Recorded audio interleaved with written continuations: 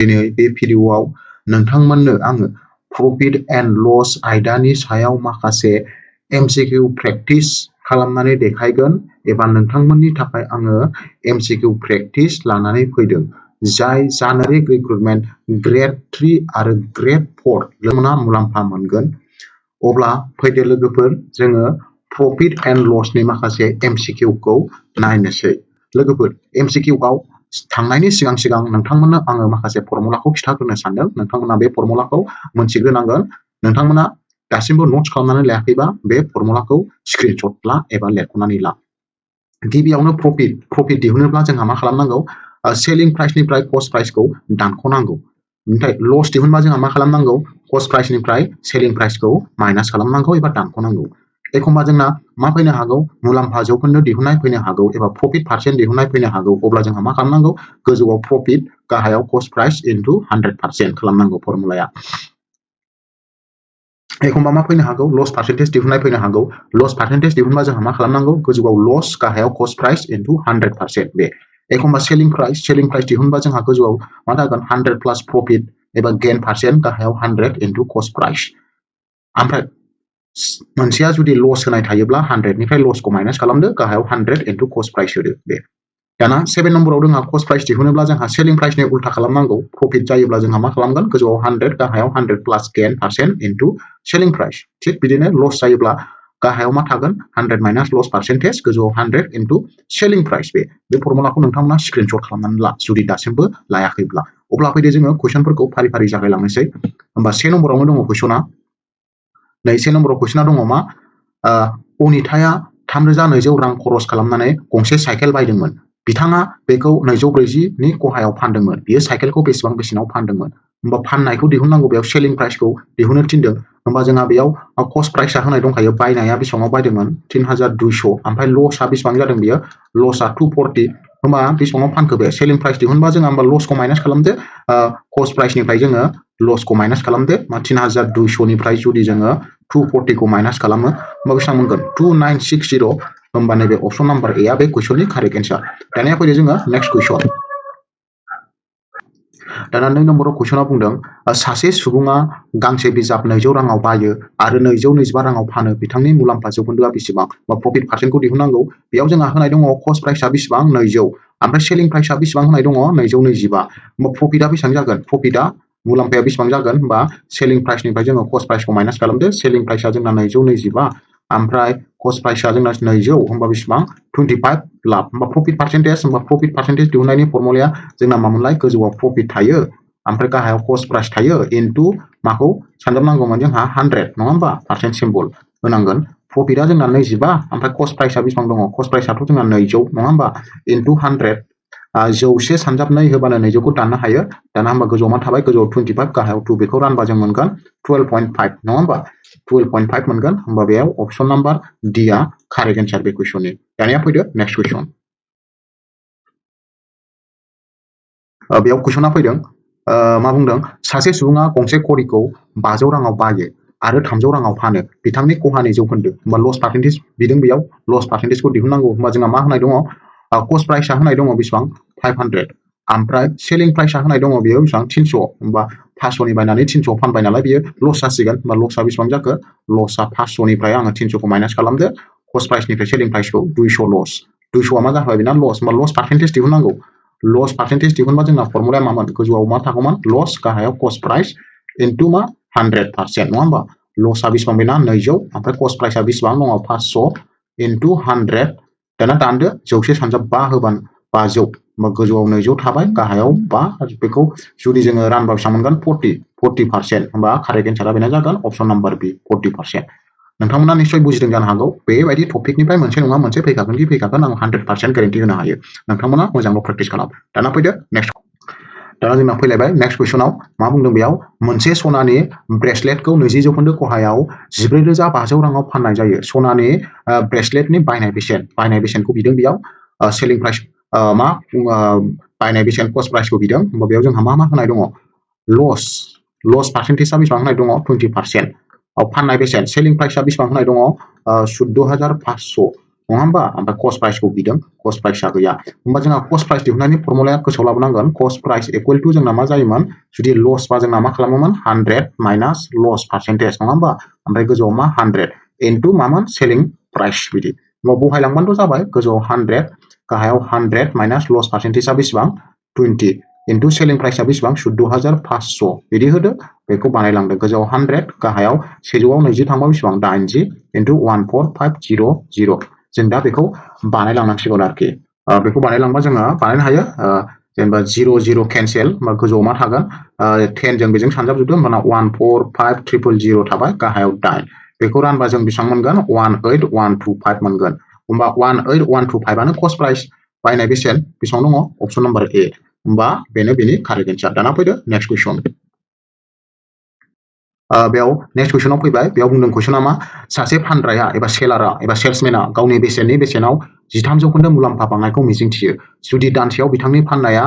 बेसेबां 7,91,000 मोन अब्ला बिथांनि मुलाम्फाया बेसेबां प्रफिटखौ बिदों बेयाव होमबा मा होनाय दं जोंहा प्रफिट पार्सेन्टेजआ होनाय दंखायो बेसेबां 13% ओमफ्राय सेलिं प्राइसआ होनाय दङ बेसेबां सेलिं प्राइसआ बेयाव होनाय दङ 7,91,000 ओमफ्राय बिथांनि कस्ट प्राइसआ गैया लोगोसे प्रफिटबो गैया प्रफिटआ बेसेबां जायो बेखौबो दिहुननांगौ होमबा जोङो गिबियावनो बेनि मा कस्ट प्राइसखौ दिहुननानै लाग्रोनोसै होमबा कस्ट प्राइस दिहुनोब्ला जोंना फर्मुलाया मामोन प्रफिट जादों नालाय गाहायाव 100 प्लास प्रफिट पार्सेन्ट थागोन गोजौआव 100 थागोन इनटु सेलिं प्राइस थागोन फर्मुलाखौ गोसोआव लाथार लोगोफोर बहायदो गोजौआव 100 गाहायाव मा 100 प्लास प्रफिट पार्सेन्टआ बेसेबां 13 इनटु सेलिं प्राइसआ बेसेबां 7,91,000 होमबा गोजौआव 100 गाहायाव 113 इनटु 791,000 बिदि मोनबाय दा जों दाननो हायो 113 जों आङो बेखौ दानबा बेसेबां मोनगोन 7000 मोनगोन बेबायदि नङा होमबा बेसेबां थाखो गासै 100 इनटु 7000 जोंहा 7 लाख नङा होमबा 7 लाख मोनबाय 7 लाखआ कस्ट प्राइस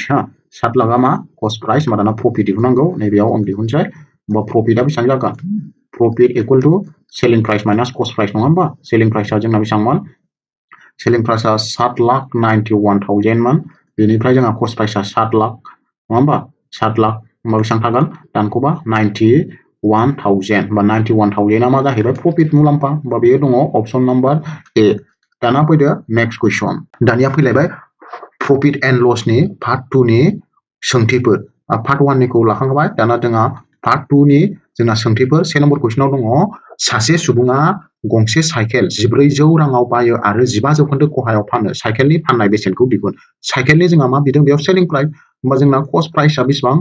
1400 ओमफ्राय लस पार्सेन्टेजआ बेसेबां होनाय दङ 15% होमबा जोंहा सेलिं प्राइसखौ बिदों होमबा सेलिं प्राइसनि फर्मुलाखौ जों बेयाव लिरनांसिगोन जोंहा गोसोआव लादोंमोन सेलिं प्राइस इक्वल टु जोंना मा जायोमोन जुदि लस जायोब्ला जोंहा मा खालामोमोन 100 निफ्राय जोंहा लस पार्सेन्टेजखौ माइनास खालामो गाहायाव 100 इनटु ओमफ्राय मा कस्ट प्राइस दाना जोंहा बानायदो गाहायाव 100 गोजौआव 100 माइनास लस पार्सेन्टेजआ 15 नङा होमबा इनटु सेल कस्ट प्राइसआ बेसेबां 1400 दाना बेखौ बानायदो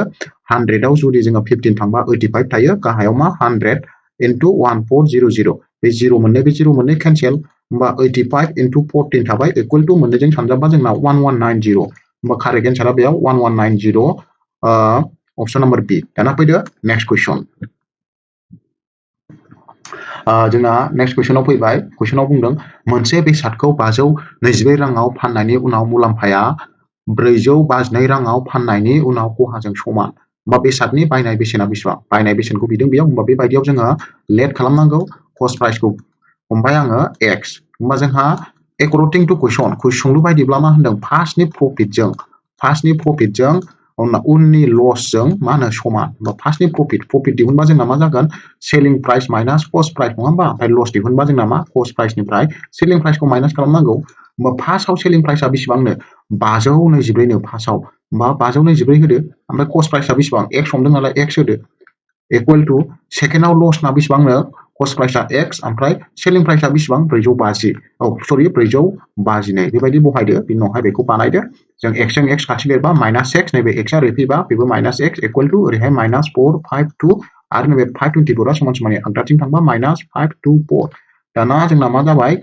माइनास मोननैदों minus 2x equal to minus 452 minus 524 मोननैबो माइनास नालाय प्लास खालामदो प्लास खालामबा बेसेबां जागोन माइनास 976 दा x खौ लाखिदो x खौ लाखिबा -976 खौ -2 आ रानबा बेसेबां मोनखो 488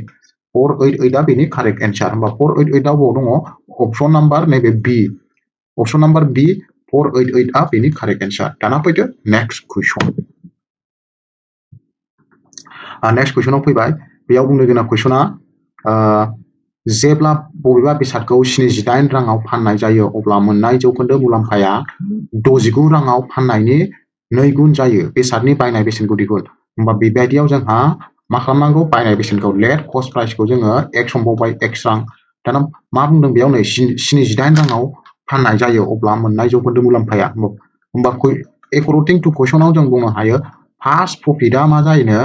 सेकेन्ड प्रफिट मा सेकेन्ड प्रफिटनि मा होनो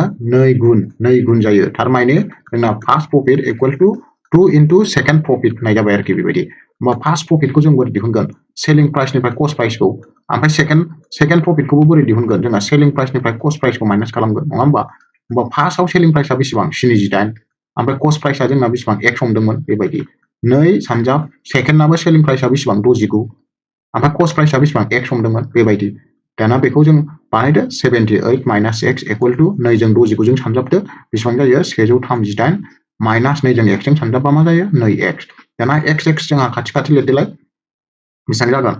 माइनास x नैबे माइनास 2 ओरै फैबा प्लास 2x इक्वल टु ओरैहाय 138 ओमफ्राय बै 78 आ ओरै थांबा माइनास 78 नङा होमबा बेबायदि जाहैबाय होमबा जोङो बेखौ बानायबा बेसेबां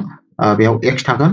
इक्वल टु 138 आव 78 थांबा जोंना बेसेबां थागोन 60 होमबा x नि माना बेसेबां 60 अपसन नाम्बार बेसेबाङाव A नै होमबा बेसादनि बायनाय बेसेना बेसेबां होमबा 60 नोंथांमोना बुजिबाय जानो हागौ बेखौ बुजिबायब्ला नेक्स्ट कुइसनाव नायबावनोसैलाय फैदो नेक्स्ट कुइसनाव फैबाय बेयाव बुंदों कुइसना 20% मुलाम्फा मोननो थाखाय होमबा प्रफिटआ बेसेबां होनाय दङ प्रफिट पारसेन्टआ बेसेबां होनाय दङ 20% मोननो थाखाय बेसादनि फाननाय बेसेना 240 रां मुवा बेसादनि बायनाय बेसेन बा फाननाय बेसेना बेसेबां सेलिं प्राइसआ 240 दं होमबा कस्ट प्राइस गैया बेखौ बिदों कस्ट प्राइस दिहुननायनि फर्मुलाया कस्ट प्राइस इक्वल टु जोंना प्रफिट बा मामोनलाय 100 प्लास प्रफिट पारसेन्ट गोजौआव 100 इनटु मामोन सेलिं प्राइस बेमोन फर्मुलाया होमबा गोजौआव 100 गाहायाव मा 100 प्लास प्रफिट पारसेन्टआ 20 इनटु सेलिं प्राइसआ बेसेबां 240 होमबा बेखौ बानायदो गोजौआव 100 गाहायाव 120 इनटु 240 दानदो 00 केन्सेल 12 सानजाब 20 होबानो मा जायो 240 होमबा जोंना मा थाखो 10 इनटु 20 इक्वल टु 200 जागोन 200 होमबा बायनाय बेसेना कस्ट प्राइसआ बेसेबां जागोन कस्ट प्राइसआ 200 जागोन अपसन नाम्बार D दाना फैदो नेक्स्ट कुइसन अच्छा नेक्स्ट कुइसनाव फैबाय बेयाव बुंदों सासे गाइखेर होग्राया 630 राङाव 70 लिटार गाइखेर बायदोंमोन